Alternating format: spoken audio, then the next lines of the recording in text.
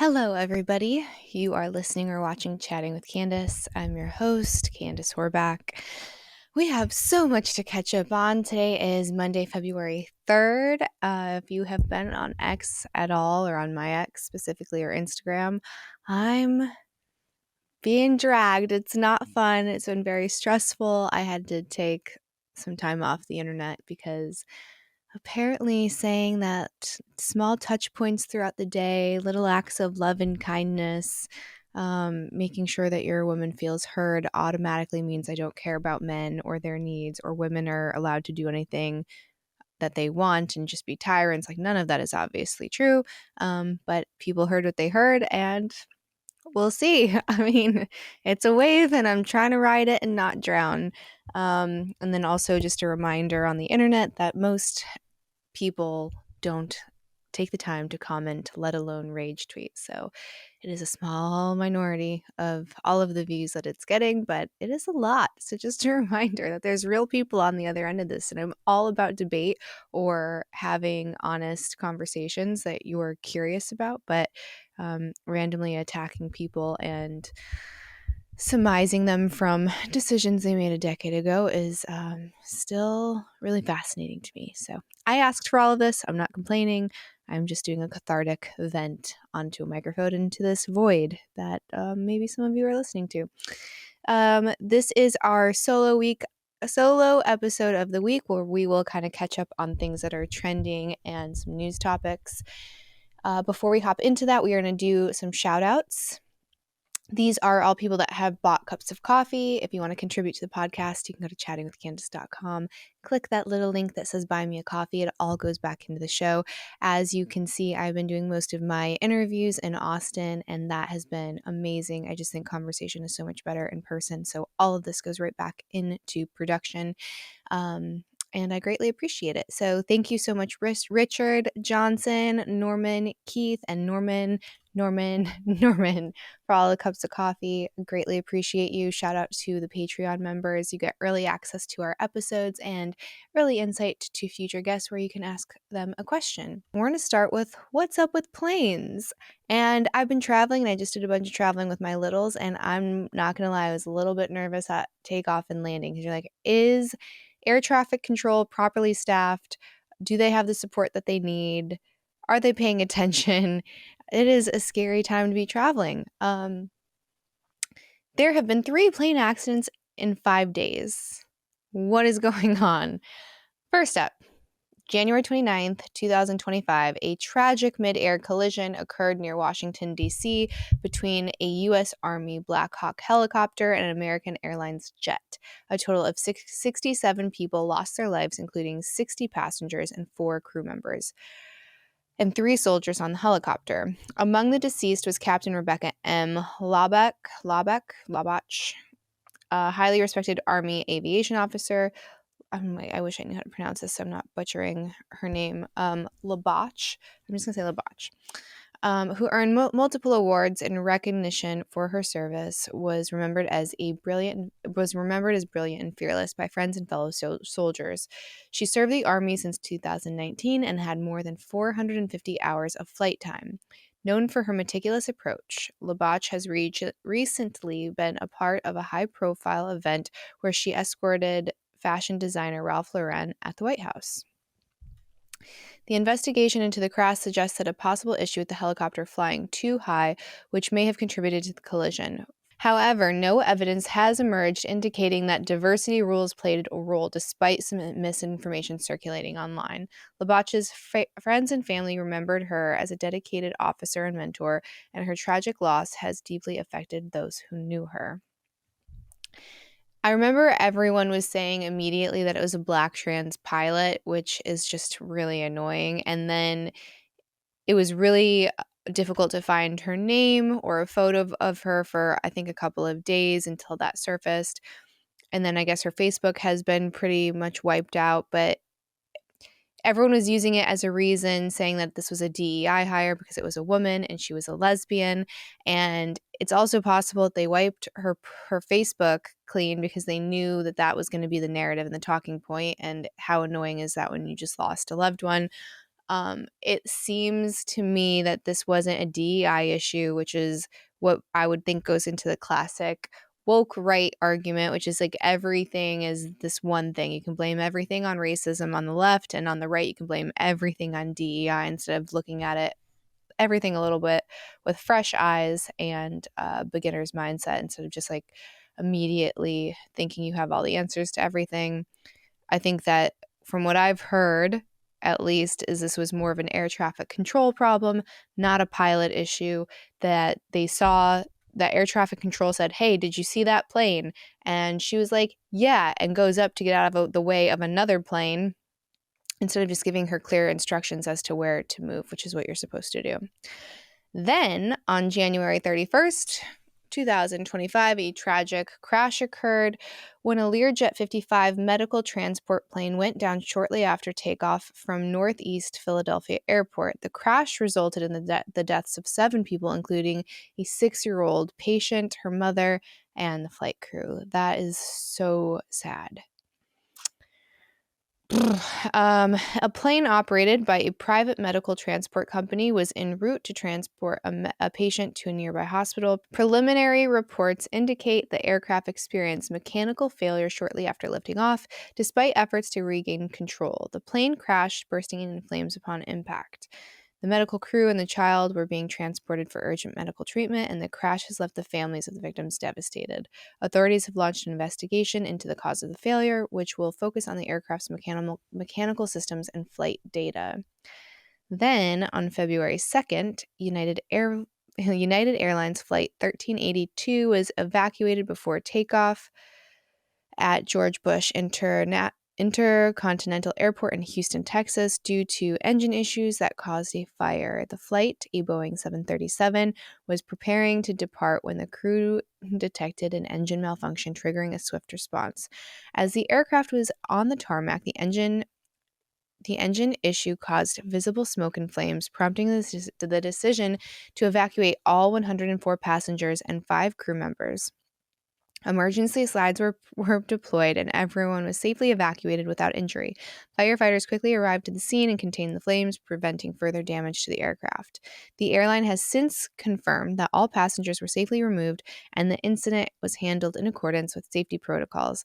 The investigation is underway and to determine the exact cause of the engine failure, but it appears to have been a mechanical issue. United Airlines has assured passengers that they will be compensated for their inconvenience.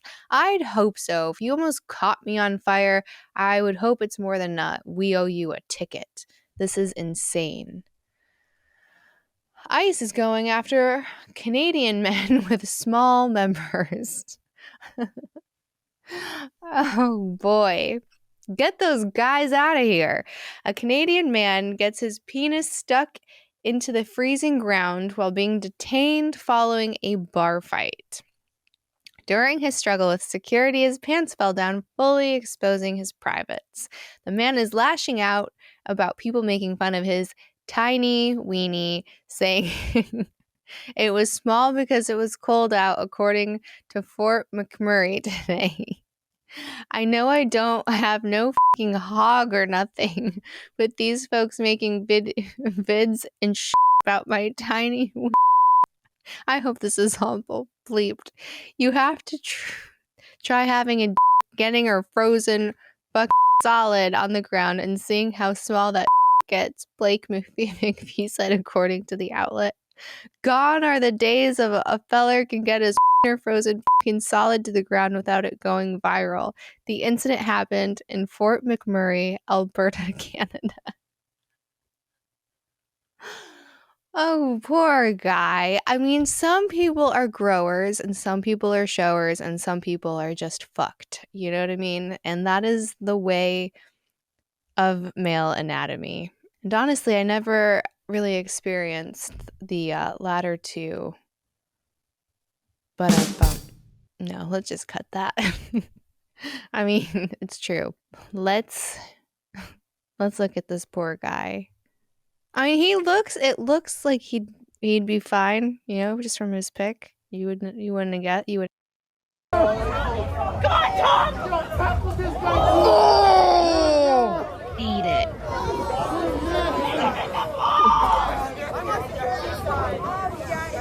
That's all it is.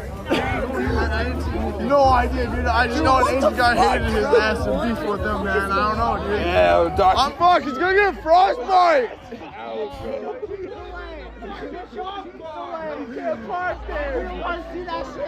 Pick him up, fuck. Spit on it. Hey, spit on it. Oh my God.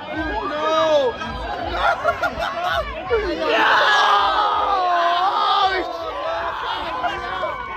What the fuck? I mean, it's all blurred out, unfortunately.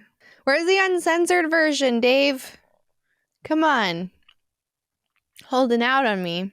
I'm sure it's out there. Mexican President Claudia Sheinbaum collaborates with President Trump. This is a tweet from President Trump. I just spoke with President Claudia Sheinbaum of Mexico. I'm probably butchering that name too. It was a very friendly conversation wherein she agreed to immediately supply 10,000 Mexican soldiers on the border separating Mexico and the United States.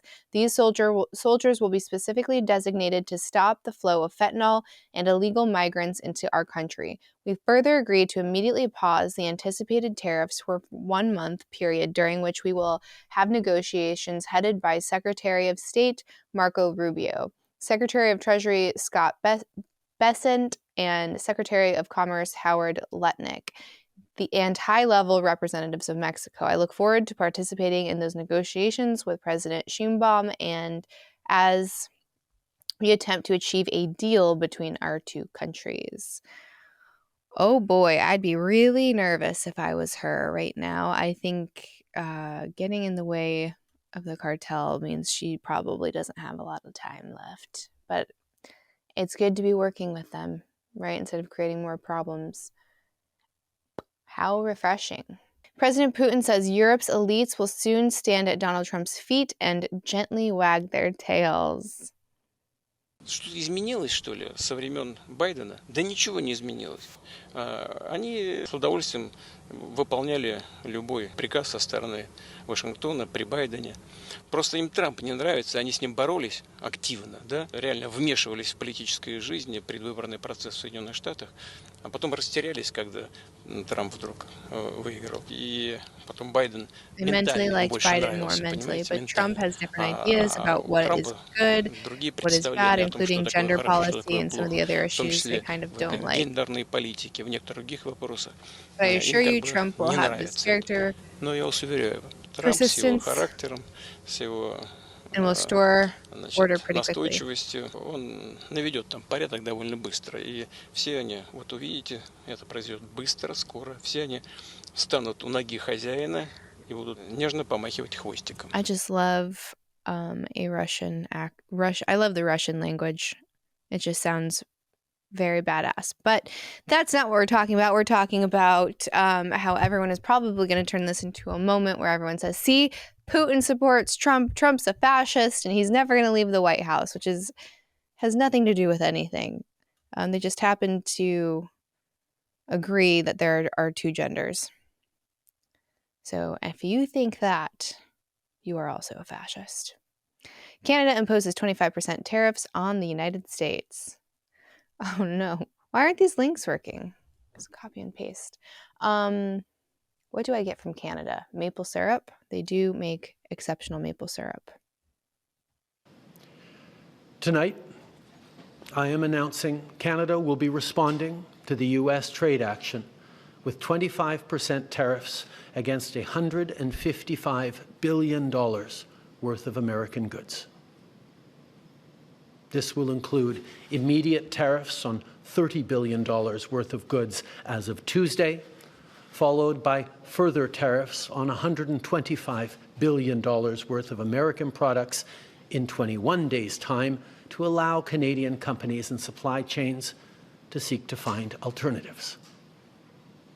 Ce soir, j'annonce la réplique du Canada.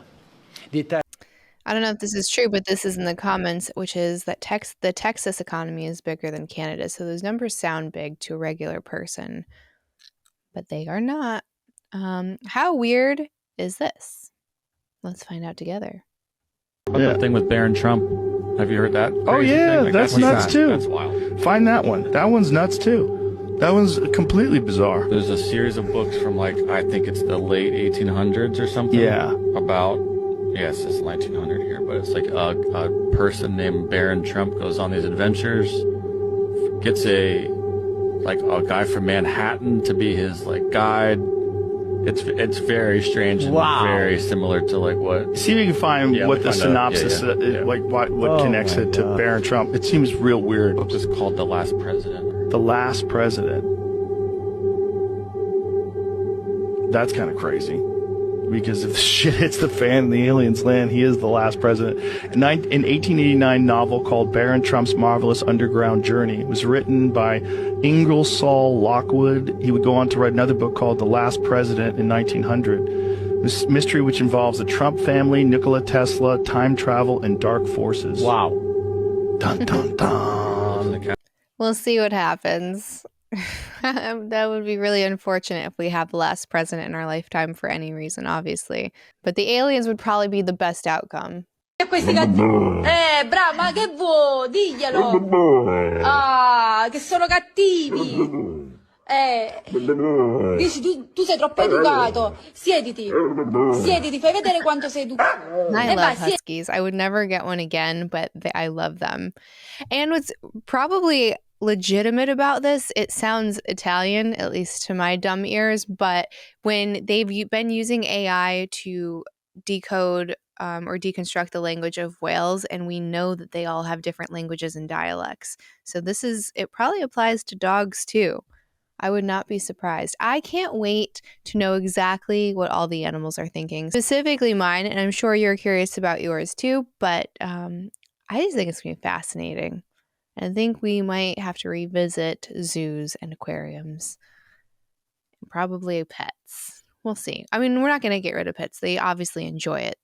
Anyone who has a dog knows that, but there will be adjustments. To wrap up, before we close out this episode, there is a lot of comments in the post that are basically saying that I'm not holding women accountable, or saying that women don't have to show up, or that men don't have needs, or that women don't behave badly. I never said any of that. The prompt to my little monologue, or the question, was specifically around female arousal. And couldn't we all learn a little bit more about that? I mean, women know very little about female arousal. We have to learn. I had to learn. I've spent so many hours watching content, reading books, going to seminars, having what do you call it? Immersive experiences, one-on-one. It's a lot of work. And this whole thing is very complicated. That's all I was saying, is that it's very complicated. It's very easy for us to get distracted. There are a lot of stressful things that pile up over time that make it next to impossible for a woman to fully be aroused, let alone climax. I'm not saying that men don't have needs. I'm not saying that men or that women don't also co-create a lot of the problems, because we do. It's just a little snippet of a 1-hour conversation. There was also a lot of questions around why I got out of the industry. I feel like we've done episodes on this. Someone was pointing out the Holly Randall episode I did probably 4 years ago now, 3 or 4 years ago. Some of that was edited. A lot of my critiques of the industry and specific companies was taken out, because she's still active in the industry, and I guess she didn't want to have a fully honest conversation because she maybe felt that she would get blowback from certain companies that she works for. I can't know why she cut certain things out, but that was an edited episode, and that is one of the risks of when you go on other people's platforms, is you don't know how the original content is going to be edited or doctored or manipulated in any sort of way.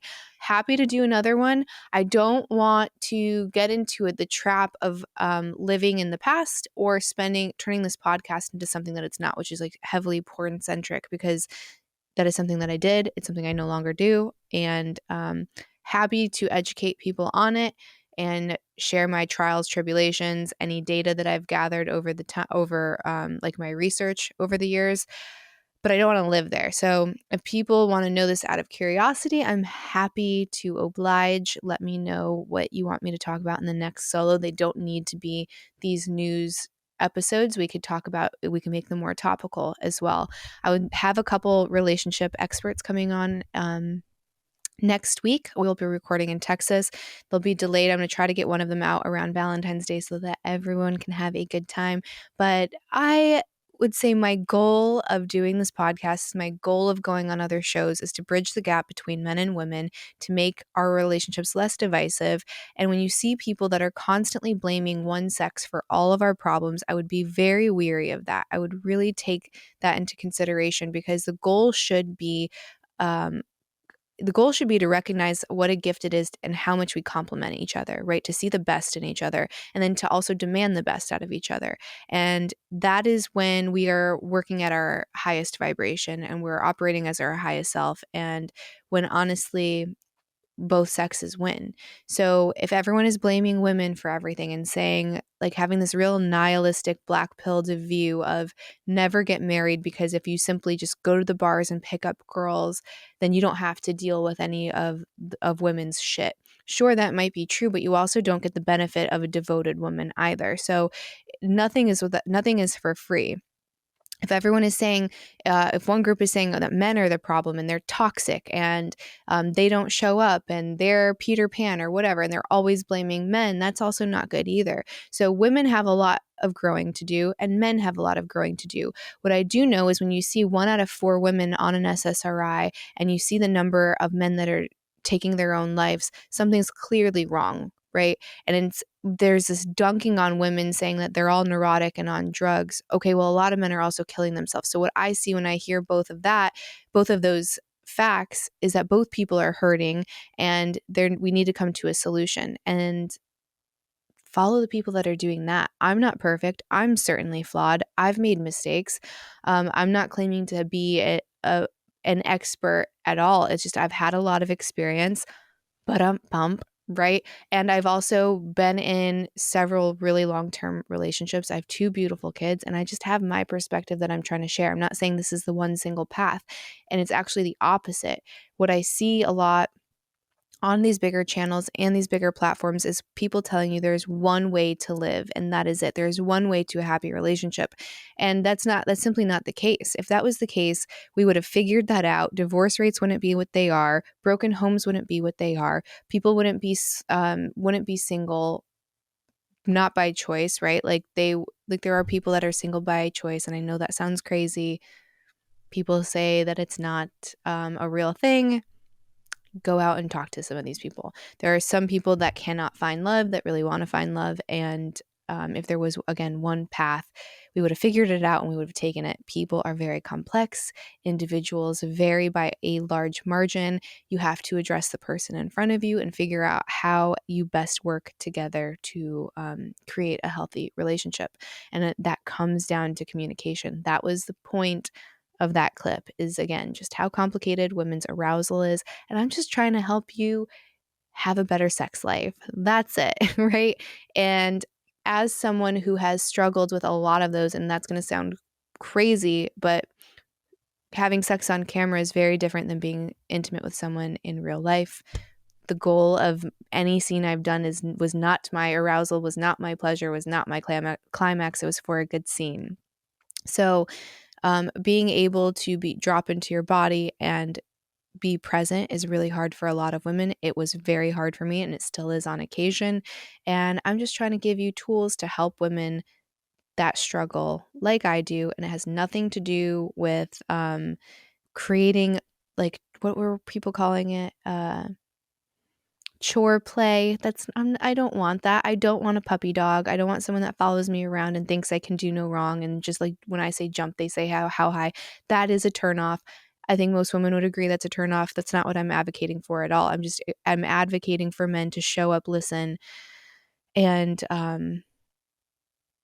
try to see where she's struggling, and you can help her alleviate some of the mental load so that you guys can connect when you have time.